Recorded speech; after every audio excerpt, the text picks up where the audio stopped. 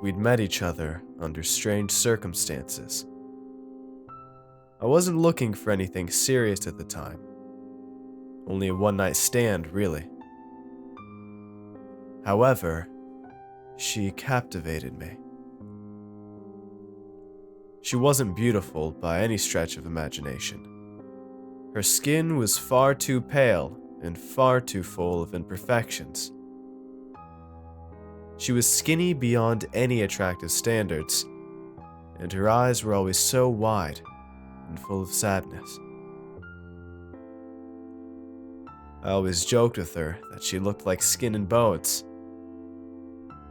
I was sure I ate enough for both of us. She was a picky woman who didn't like to eat much. I wasn't going to push her. Despite all of this, I fell in love with her almost instantly. I went back to visit her a few times before I asked her to move in with me. Of course, there was no protest from her. I kind of thought she wanted to be with me as much as I wanted to be with her. Her name was Clara Claiborne. I'd seen photos of her from her younger years. She was beautiful. I grasped onto that and imagined I was dancing with that beautiful young woman in my dreams. After seeing Clara for a few glorious months, I asked her when we'd be able to visit her parents. She was reluctant. I won't lie and say I wasn't as well. I'd never been the meet the parents kind of guy. I was the kind of guy to pick up a gal up at her place and then take her back before anyone really noticed. I wasn't the committed type. When I looked at Clara, however, I felt at ease, like what we had was special. I decided to look up her parents' address without telling her. No matter how much she seemed to not want me to meet them, I felt like I had to. I had to let them know how much I loved their daughter. I arrived at their place wearing a nice sweater and a pair of jeans. Nothing too fancy. Didn't want to scare them off. I calmly knocked on the door, my nerves shot and my body shaking. An elderly woman in a purple nightgown answered. Yes? She looked me up and down, her face twisted in disapproval. Hello, ma'am. My name is Randy. I'm here to tell you that, I'm courting your daughter. Her eyes went wide, and she clenched her frail hands into fists. What? Her lips were trembling. Clara, I'm here to tell you that I love her, and I'm going to ask her to marry me. I wanted to get you and your husband's permission, however, so please, just give me a chance. I'll treat her how she deserves, I swear. Get out.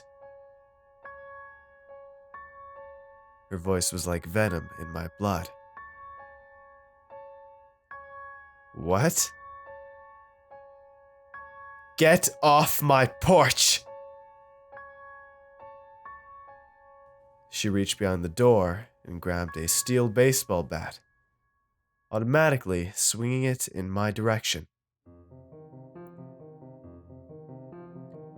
I hurried off the porch as she pulled a cell phone out of her pocket.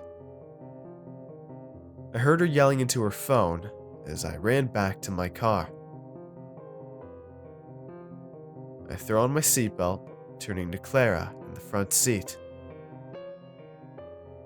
You were right, babe. She didn't like me. I could feel her smugness. Maybe we'll have better luck with your dad, I commented as I peeled my way out of the driveway. I had to wash the dirt and grime from my body as soon as I got home. Clara always complained if I was messy. Settling down into the couch, I turned on the television to try to calm my nerves from the horribly trying day. As I turned on the news, the familiar face of Miss Claiborne filled the screen, and I called Clara in to see what her mother was talking about. Miss Claiborne, could you please describe the man to us again? The elderly woman sobbed into her handkerchief, her eyes stinging horribly and mixing in with her running nose.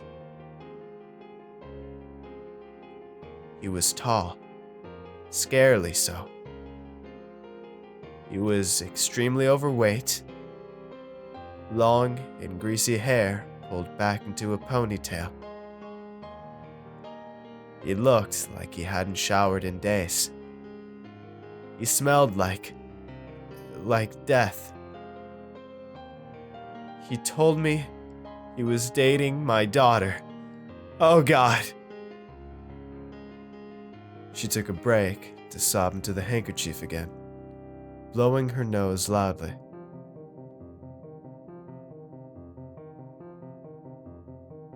My daughter died 15 years ago. She was only 20 years old.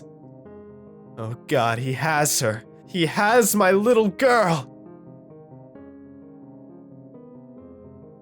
The officer threw a blanket over her shaking frame, trying to comfort her as best he could.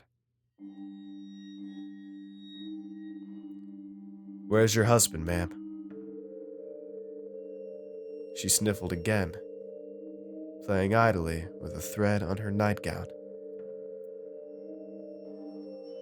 He died about the same time as our daughter. They were both always so close. I think it was a broken heart. I've lived alone since then.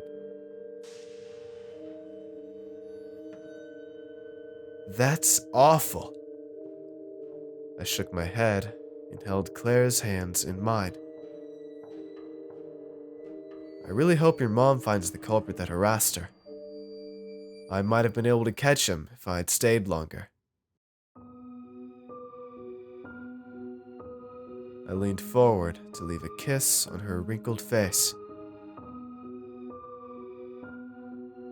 At least your dad seemed to like me better. I held up the 2 wedding rings he had given to me from my visit and placed one on her delicate finger. Now, we can be together forever, I declared to her in triumph. I swear, I could see her smiling.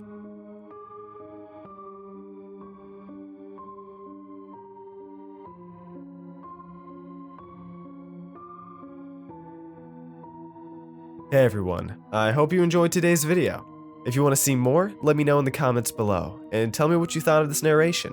Make sure to follow me on Twitter for updates, and if you'd like to get early videos, shoutouts, high-quality MP3 downloads of my narrations, and much, much more, I'd appreciate it if you check out my Patreon page. It's a place where you can help support my channel while getting awesome rewards in the process, and every pledge helps out a ton, no matter the size. So if you'd like to see all the rewards I offer and consider becoming a patron, it'd mean a ton to me if you'd click the link in the description and just check it out. And don't forget to show some love to the amazingly talented authors who make these narrations possible. Have a good night, everybody. Cheers.